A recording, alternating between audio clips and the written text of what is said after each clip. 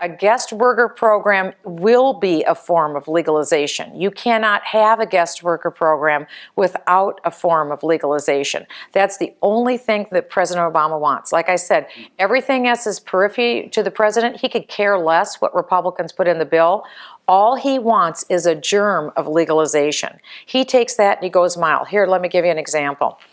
If a bill passes that has a legalization of status in it, you'll see the president, just like Superman does, take his hands like this, open his shirt, and there'll be a big S on it. And President Obama will become the super civil rights advocate for all the people that have the newly legalization status. And all we will hear out of President Obama and his minions are this: I'm the one who is going to give you voting rights. So if it's just a simple legal status without voting, he'll say, we're America and you're legalized and you don't have voting status. I'm here to give you civil rights. You deserve the right to vote.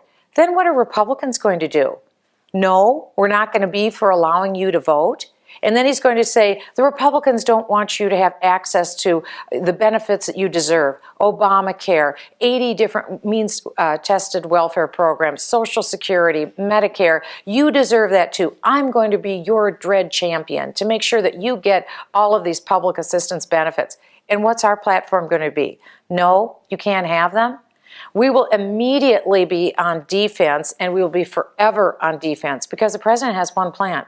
It is open borders with ongoing rolling amnesty and no meaningful form of deportation anywhere. That's what the WorldNet Daily listeners need to know that we're up against. This is very serious. It is a structural change in America, and it will mean that there will in no meaningful way be an ability to elect again a constitutional conservative for president.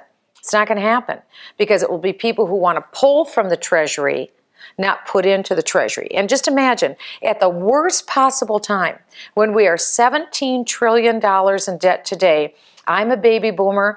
I'll be 58 years old. So I am how many years away from Social Security? Potentially 4 or 5 years away from Social Security. I'm maybe 8 years away from Medicare.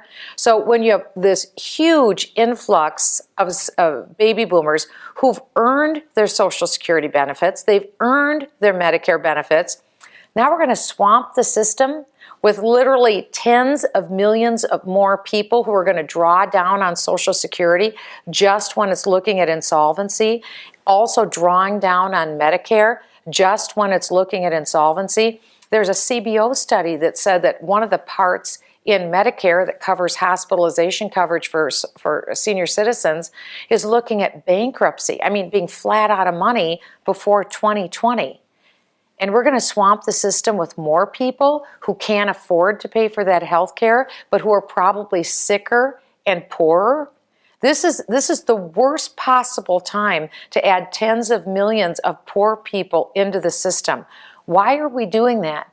And then I think the other thing we need to recognize is who are the victims of amnesty? The victims are the American people, because we won't add any jobs from amnesty. We're going to take away jobs with amnesty. We're not going to increase wages with amnesty. We're going to lower wages. In fact, a Harvard study came out in April and said the average wage in this country has dropped $1,300 a year because of illegal aliens. We're going to see benefits drop. So let's take an inventory. Fewer jobs, lower wages, lower benefits. I was elected to represent the American people, not people who come into this country lawlessly and break our laws. We need to wake up real quick and get a grip on what's happening.